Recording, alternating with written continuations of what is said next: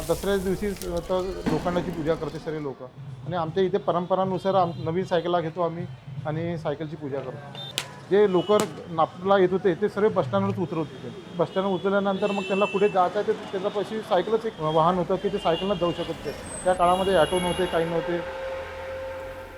माझ्या आजोबांनी आजच्या 50 वर्षा पहिले बसस्टँडच्या समोर शिंदे सायकल स्टोर नावाने दुकान खोलले होते आणि त्या पिरियडला दुसरं कोणतं काही वाहन नव्हते, त्याच्यामुळे सायकलचा बिझनेस भरपूर चालत असायचा. दुकानमध्ये 1213 सायकल होत्या आणि इतके कस्टमर लागत होते की दुकानासमोर लाईन लागत होती. मी जे लहानपणी बघितलं ते माझे आजोबा गेल्यानंतर माझ्या वडिलांनी हा बिझनेस सांभाळला. माझ्या वडिलाची तब्येत खराब झाली तर मी दुकानात यायला तयार नव्हतो, पण ते म्हणे का जा, आपल्या दुकानात भरपूर माणसं आहे, पहिले आपल्या घरचा माणूस कोणी नाही आहे. तर मी ते दुकानात येणं सुरू केलं. मला मी आजचा रेट सांगतो.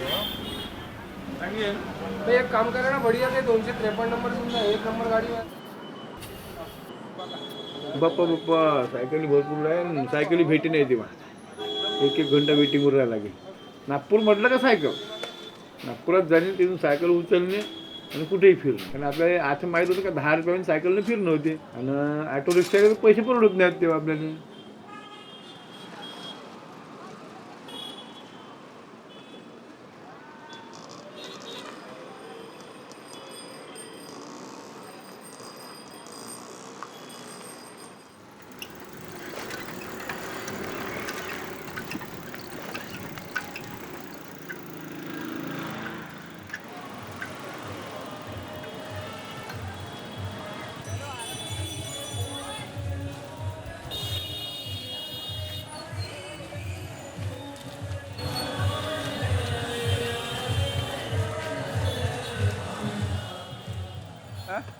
केसावर हो गेलं भातावर भजी.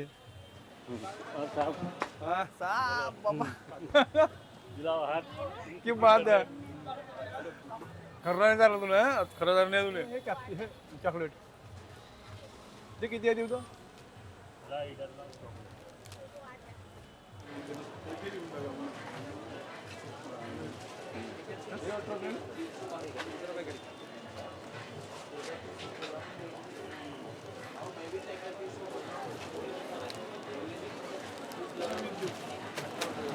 येऊ 450 वाले लॅव्हेंडर धूप, गंगाजल 2, गुलाबजल 2. अरे याचा माल बनवून ठेवून घ्या. हो फुल हो गया. बापरे क्या पब्लिक आहे.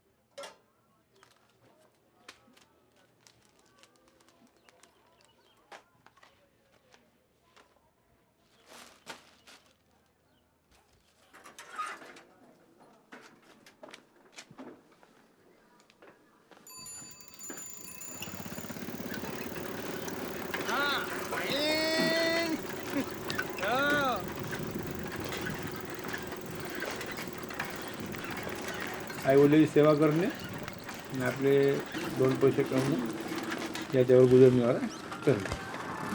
आता आपण फिरत आहोत, थांबायचं कामच नाही, ते विचारायची गोष्टच नाही आहे. समजा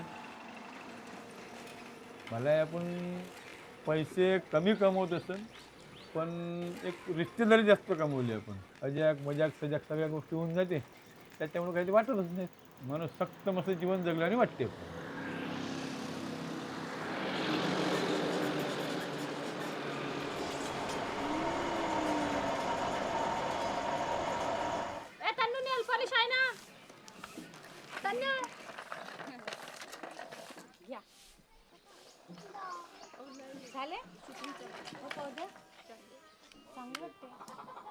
पूर्ण यायच्यापास सामान घेऊ आम्ही.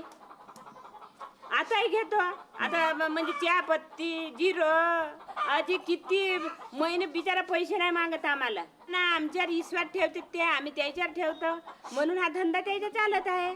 खरं सांगतो बा खरं नाही तर का खोटं आहे का? ते वर्षाची इथं भेटलं ओळखी काही होतीच नाही. मग अशा वेळेला आजी म्हणलं चहापत्ती आणली तर म्हणलं पिऊन पाहायला लागेल तर म्हणलं मग यांनी चहापत्ती घेतली चहा मांडला पिऊन पाहिला यायनं मग 4 गिऱ्हाईक पुन्हा करून दिले. वाय चहापत्ती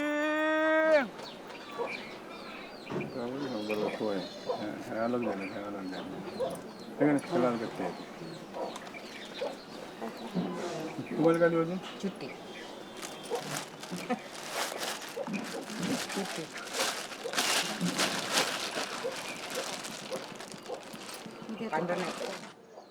मी ना पाहिजे घराकडे पाहिजे घरीच नाही आली तू. सांगत असून सुन नाही हो सांगायची की पुढे भेटेल म्हणजे चायपत्ती घेतली होती ना हो. हा हो. नाही आज नाही घेत. द्या चायपत्ती हा का घेतल्या